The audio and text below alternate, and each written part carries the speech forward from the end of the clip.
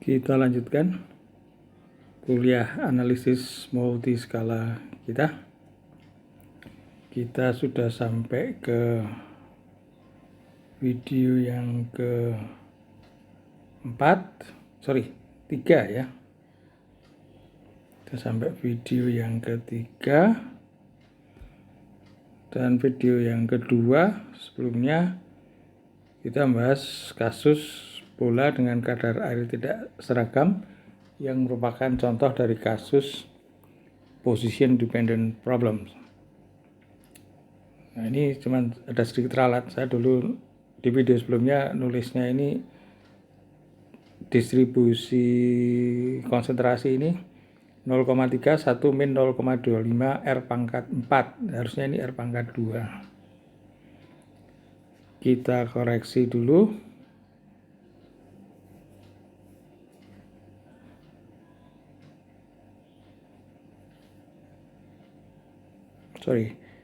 Tindanya keliru.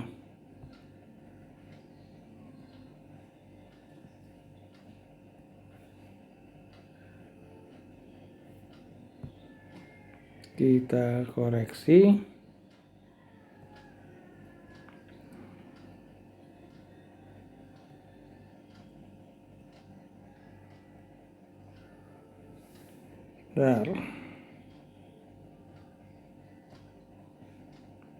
Ini tinta, ini harusnya 2 ini. Nah, ini coba dibetulkan di catatan Anda. Ini pangkat 2 R kuadrat. Kalau pekerjaannya sudah betul, misalnya ini di sini sudah R kuadrat, di baris yang kedua ini C-nya sudah R kuadrat. Cuma di soalnya saya salah tulis R pangkat 4, harusnya R kuadrat. Jadi R pangkat 4 setelah dikalikan R kuadrat. Oke, sudah selesai kasus itu. PR juga sudah saya berikan. Ini adalah padatannya bagaimana kalau berbentuk silinder. Nah, sebelum kita mulai dengan kuliah berikutnya, saya beri latihan lagi dulu. Silakan untuk PR. Jadi PR untuk minggu depan ya.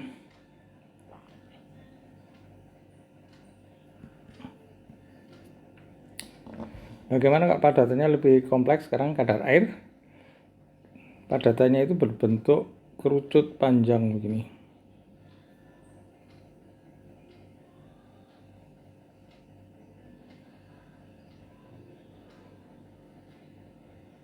Maaf, gambarnya kurang bagus, kurang lurus, maaf.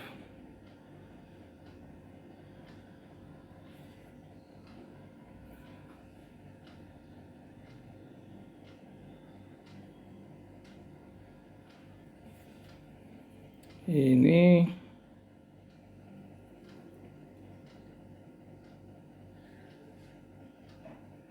ya, si kerucut.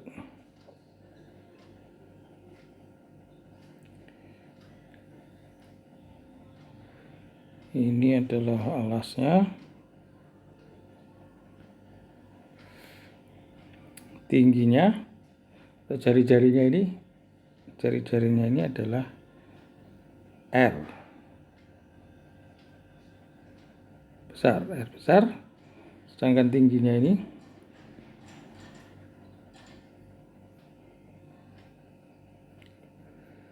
L. Oke.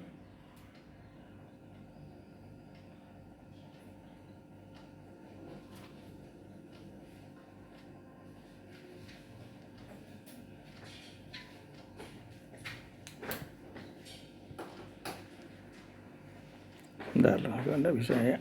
Ya. Jadi padatan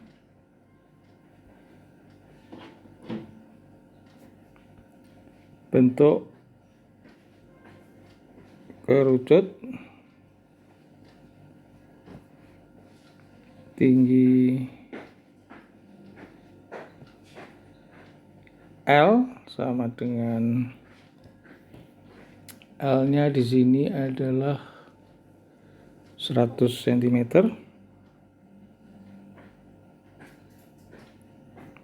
Dan jari-jari alasnya R besar sama dengan 2 cm. Nah, ini dapat simpulkan bahwa apa? L ini jauh lebih besar daripada R ya, ini 100 dan 2. Dan kadar air dalam kerucut tidak seragam.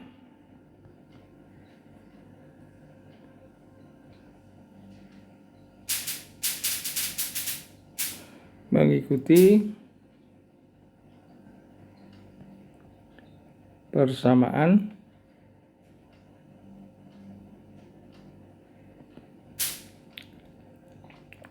C, sembarang aja, sama dengan 0,00001 Z kuadrat. C ini dalam kadar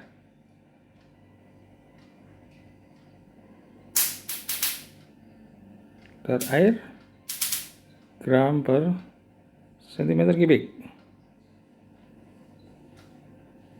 Nah, Z adalah jarak dari dasar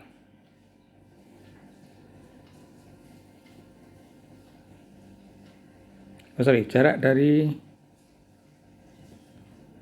puncak kerucut dalam sentimeter.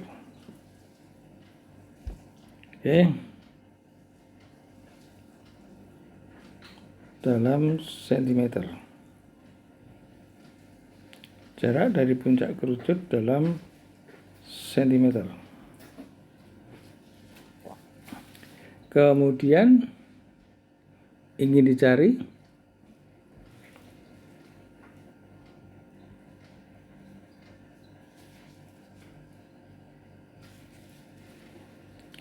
A, massa air dalam kerucut,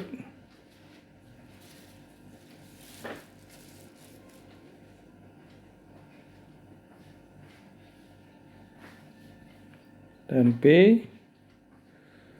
kadar air rata dalam kerucut.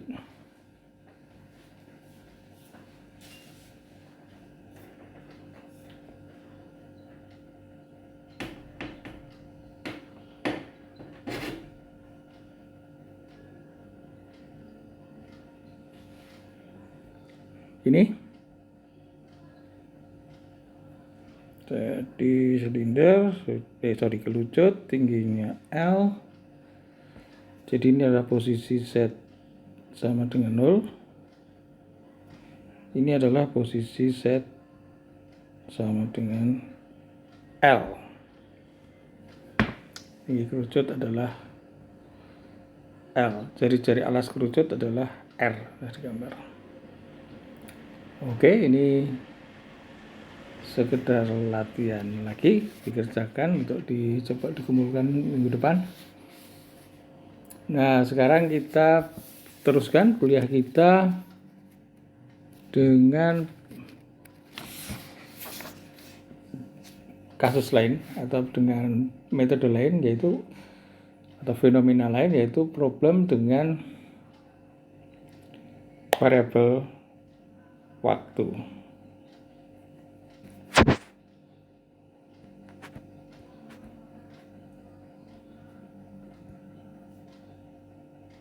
Atau kalau sesuai dengan judul yang di sistematika di depan,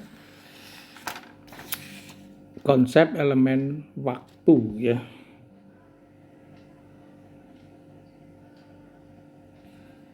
Saya ganti saja konsep elemen waktu.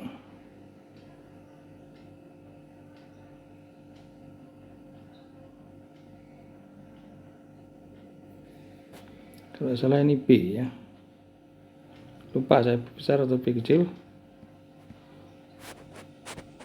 Disesuaikan aja.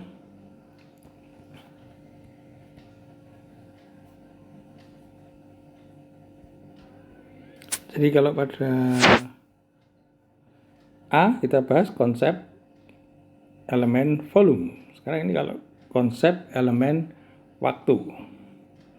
Nah ini cocok pendekatan ini untuk problem dengan position dependent ya, atau problem dengan posisi. Cocok untuk time dependent problems.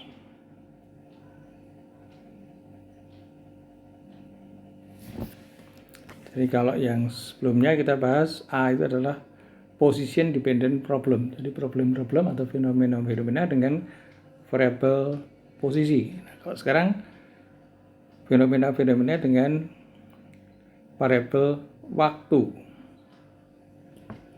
Time dependent problem. Jadi yang ada pada kasus ini variabel waktu. Biasanya waktu adalah simbolnya T ya. Jadi ada position dependent problems, ada time dependent problems, ada lagi yang lebih kompleks nanti position and time dependent problems. Nah itu mungkin tidak sempat kita bahas, nanti saudara dengan tahu yang dua position dependent dan time dependent, saudara bisa menganalisis position and time dependent problems. Oke, kita langsung saja dengan studi kasus. Dengan studi kasus harapannya kita bisa memahami metode untuk menghadapi time dependent problems ini. Jadi contoh untuk time dependent problem, aliran dengan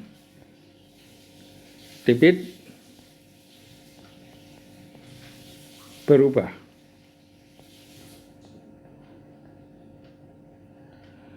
Aliran dengan debit berubah. Jadi misalnya ini ada tangki penampung, ini ada pipa,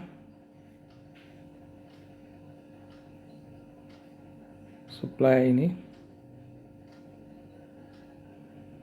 mengalirkan cairan dengan debit Q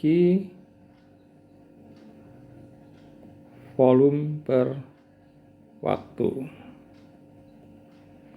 Dan ini ditampung di sini. Nah, cairan tertampung di sini adalah V. Jadi pipa, ada cairan keluar, Q volume per waktu. Tertampung, yang tertampung V. Di dalam kasus ini debit aliran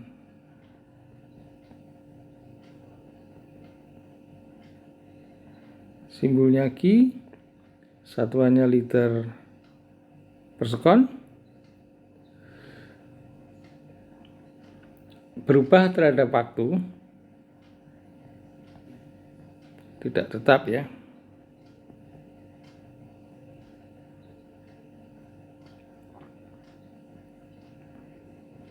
T sekon dengan korelasi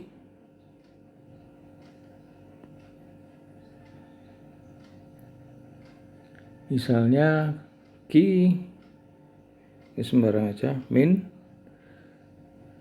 3T kuadrat plus 30T.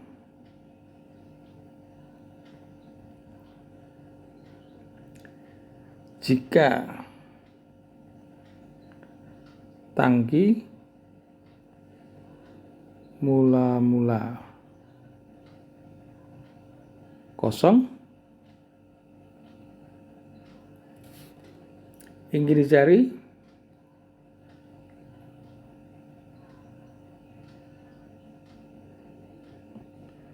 volume tertampung setelah 10 sekon atau 10 detik. Kita lakukan analisis.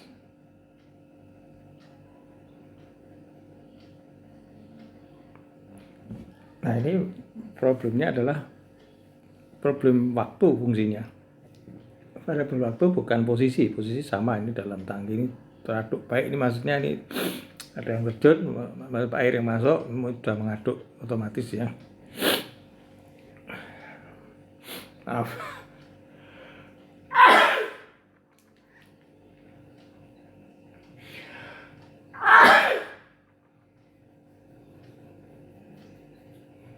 Oke.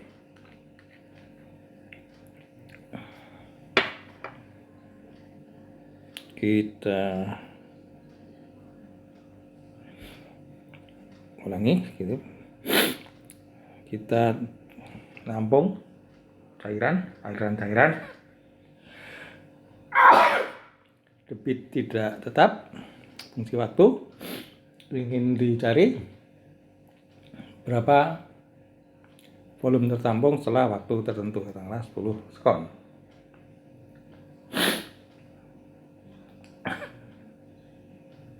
Oke, rumus debit yang terkenal apa? Atau rumus debit itu adalah volume per waktu. Jadi volume tertampung adalah sama dengan debit kali waktu.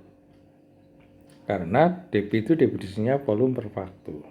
Ini adalah rumus yang sudah kita kenal bahwa volume tertampung adalah debit kali waktu. Ini Q debit, V volume tertampung. Namun rumus ini berlaku jika Q tetap. Nah, problem kita adalah Q-nya berubah. Bagaimana jika Q berubah terhadap waktu? Atau Q adalah fungsi T, seperti contoh ini. Nah, bagaimana memikirnya? Kita ditinjau.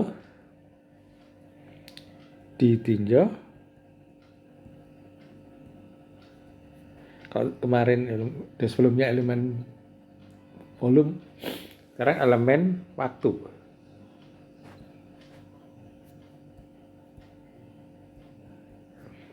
Dari saat T sampai T plus dt, dengan catatan nilai dt mendekati 0.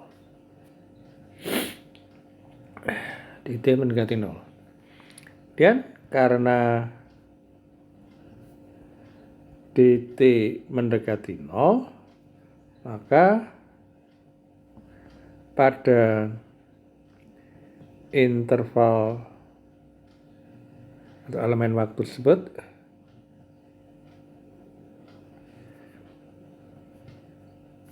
tersebut debit belum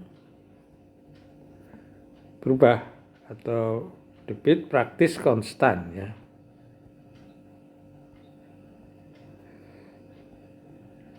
sedikit sekali perubahannya karena perubahan waktunya hanya mendekati 0. Bit praktis tetap. Akibatnya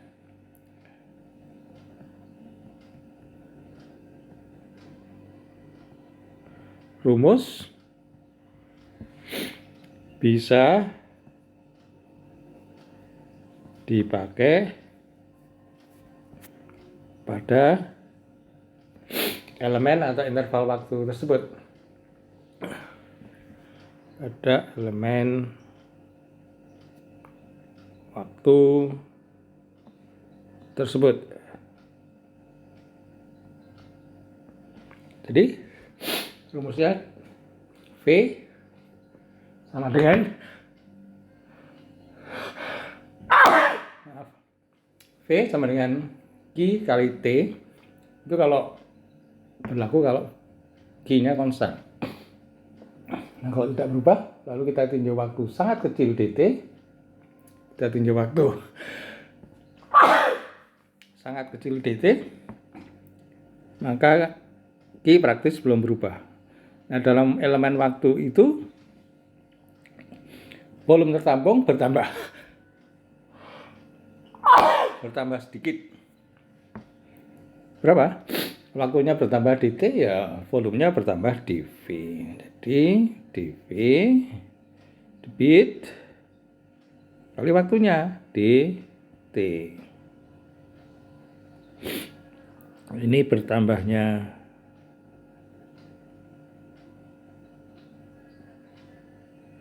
volume selama elemen waktu dt. Ini adalah elemen waktu dt. Mudah sekali sekarang sudah ketemu ini. Q-nya fungsi T, tinggal masukkan dv. Q-nya tadi adalah min 3.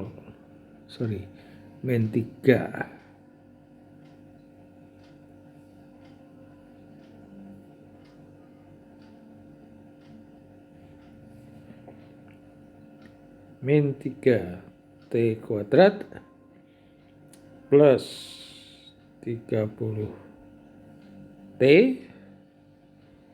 dt. Nah, ini tinggal diintegralkan.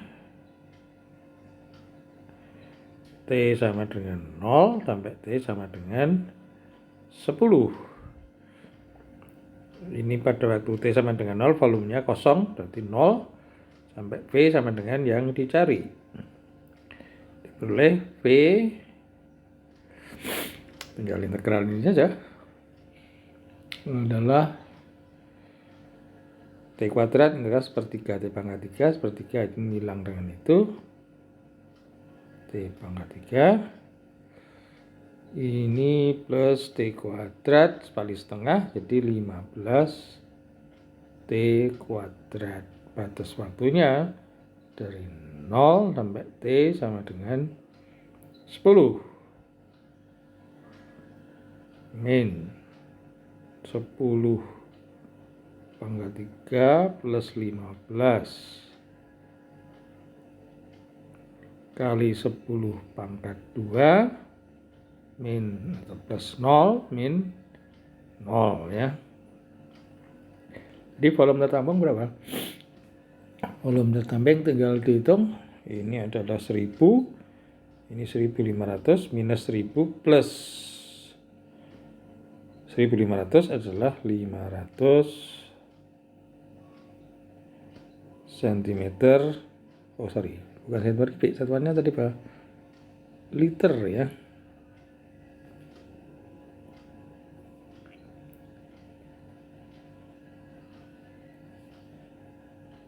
Liter. Jadi V adalah 500 liter. Jadi ini cairannya terkumpul selama 10 sekon, Dari kosong itu menjadi 500 liter. Ini kasus yang sangat sederhana. Nah, sekarang kita coba kasus yang lebih kompleks.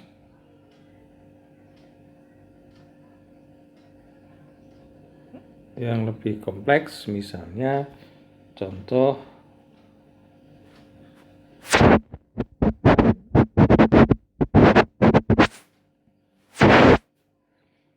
problemnya sama dengan tadi, mirip ya, tapi ada solutnya. Ada pipa,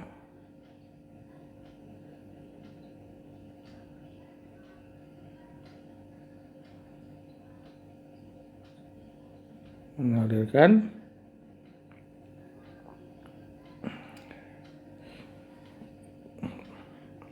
ini debitnya Q, fungsi T, ini adalah volume per waktu. Nah, kemudian C itu adalah juga fungsi T. C itu apa? Kadar solutnya, misalnya massa solut per volume. Oke. Jadi ini mengandung garam misalnya, kadarnya C. Massa per volume. Debitnya fungsi T juga, volume per waktu. Nah, ini tertampung, jumlahnya V. Dan kadar di sini berapa? Nggak tahu. Kadarnya berubah-ubah terus. Jadi kita ingin tahu jika diketahui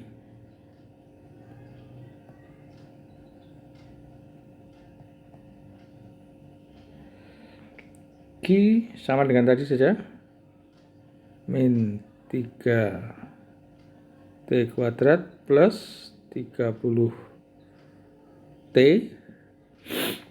Ini adalah liter per sekon ya, liter per sekon.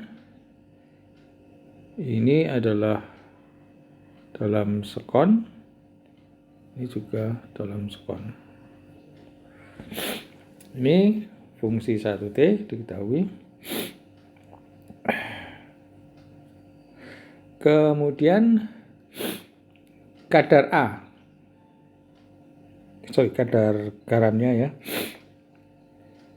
bahwa C adalah 0,1 min, nya sembarang aja, 0,01 T kuadrat. Ini adalah kadarnya dalam gram per liter.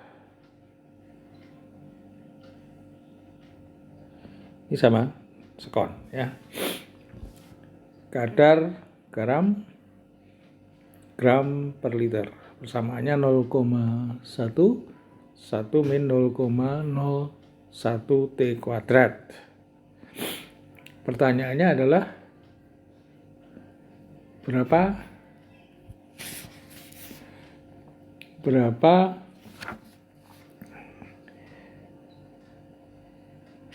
volume ingin dicari ya,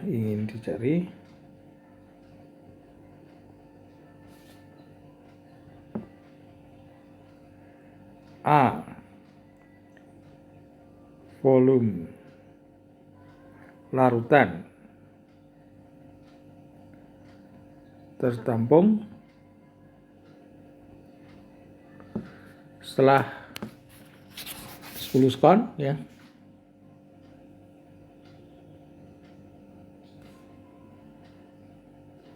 Setelah T sama dengan 10 sekon, dan B kadar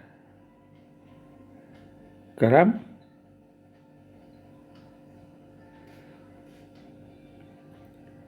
Kadar garam ya. Ini kadar garamnya.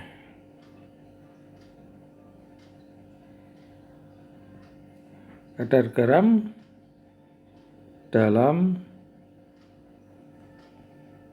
larutan tertampung saat T10 pekon tadi. Jadi tanya volumenya dan kadar garamnya. Analisis.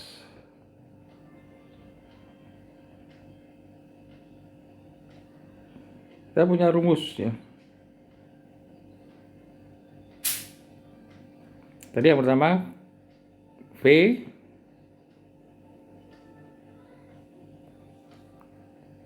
sama dengan Q kali T ya.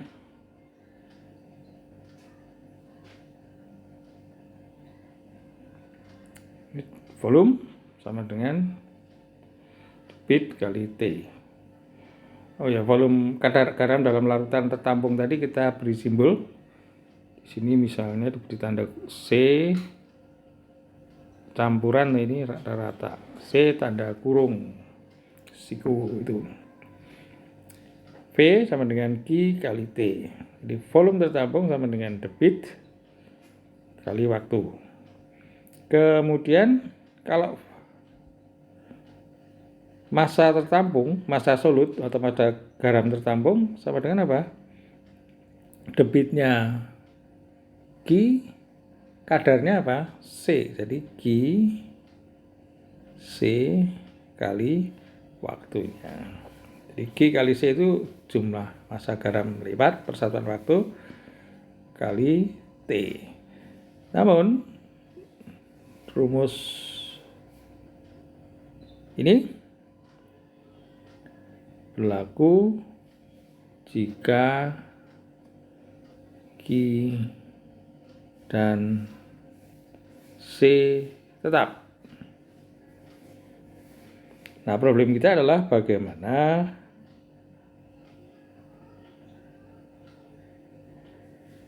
jika Q dan C berubah. Ini kan problem kita. Nah, bagaimana mikirnya? Sama seperti tadi, waktu atau ditinjau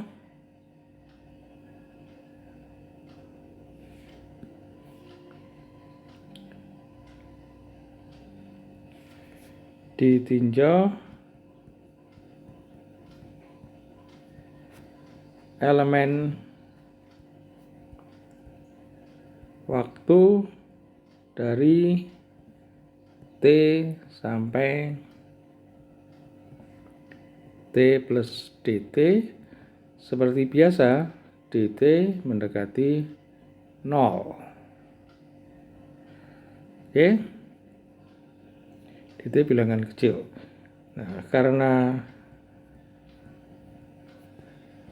dt mendekati 0, maka nilai Q dan C praktis belum berubah.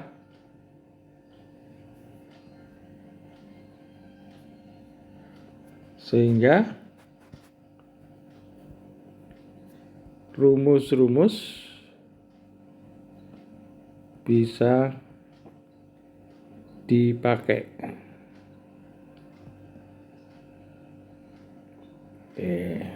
Pada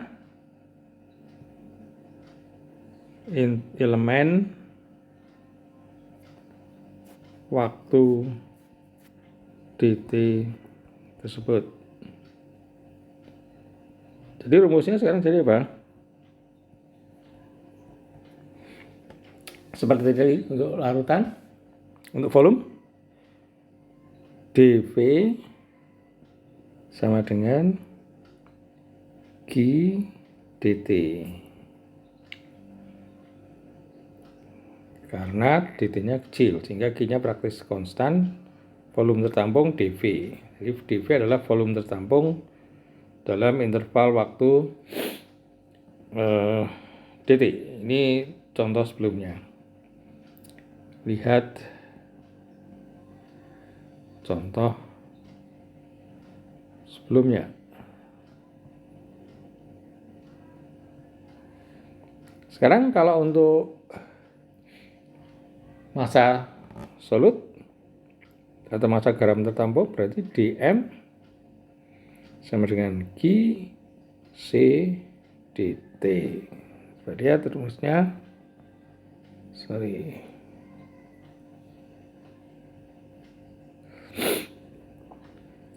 Q M sama dengan Q C T. Jadi dm sama dengan Q C dt. Dari dV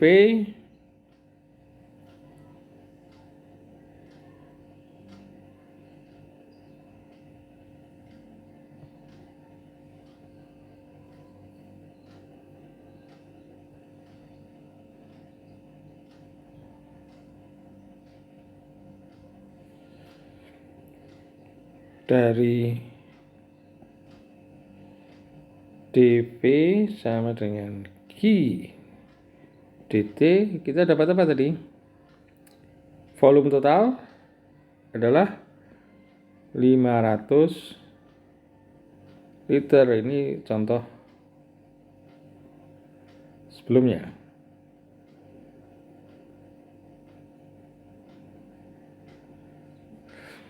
Kita tidak usah bahas lagi. Nah, sekarang kita bahas yang kedua. dm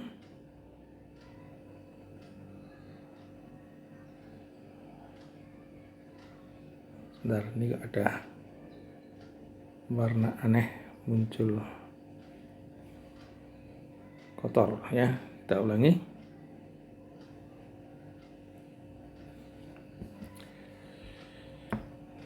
Kita tinjau dari ini. Dari dm Q C dt. Kita masukkan Q dan C-nya. Q-nya adalah min 3T kuadrat plus 30T. C-nya adalah 0,1 tadi kali 1 min 0,01 T kuadrat. Kita cek 1 min 0,01 ya, T kuadrat. Nah, ini kita sederhanakan untuk menjadi ini M dm ya. Ini kita jadikan satu. Ini adalah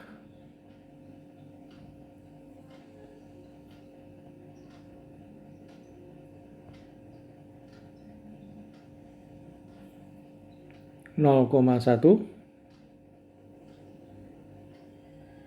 Tinggal perkalian aljabar biasa saja.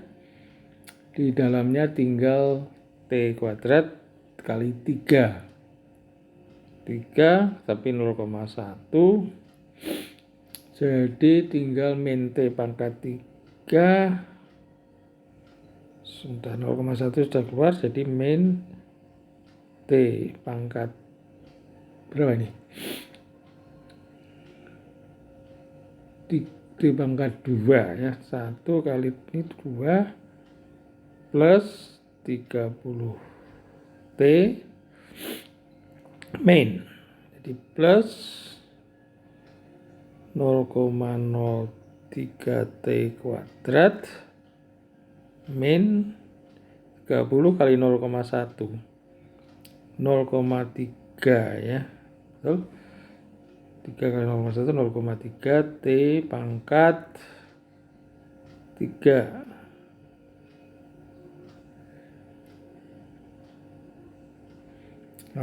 T pangkat 3 dt 30 T 0,03 plus T pangkat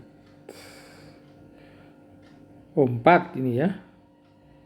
Ini harusnya 4. Ini bukan kuadrat. Ini pangkat 4. Betul? Min 0,3 T kuadrat. Kita integralkan. M sama dengan 0 mula-mula. Kan tidak ada larutannya. Ini M sama dengan yang dicari. Ini T-nya dari 0 sampai T sama dengan 10. Jadi hasilnya M 0,1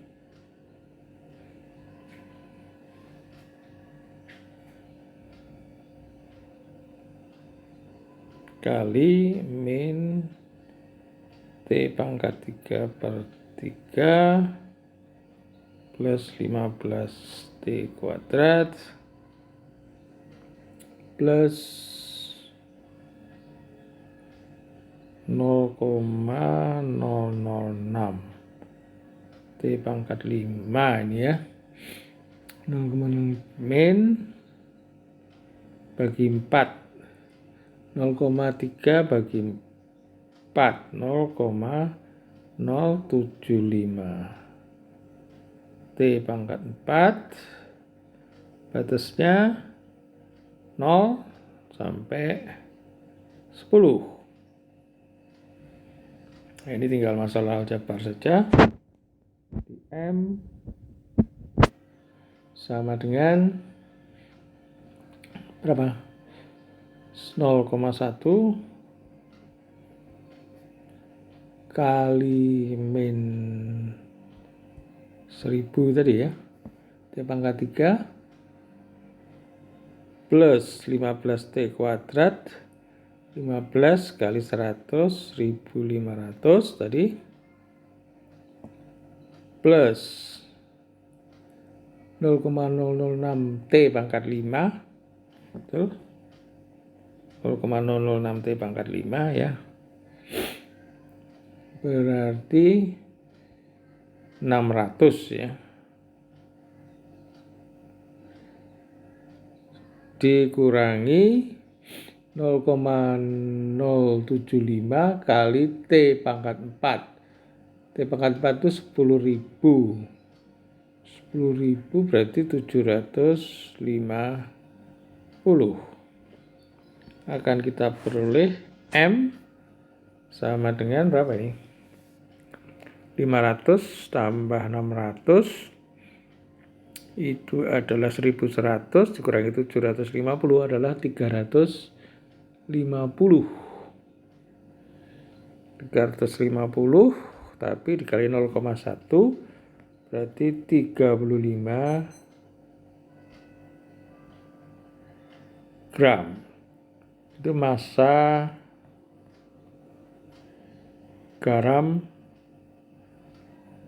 dalam larutan tertampung.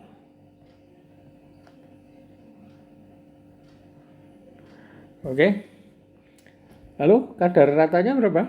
Yang dicari kan kadar rata. Kadar garam dalam larutan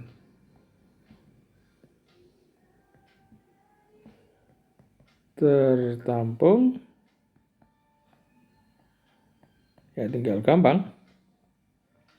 C rata tertampung.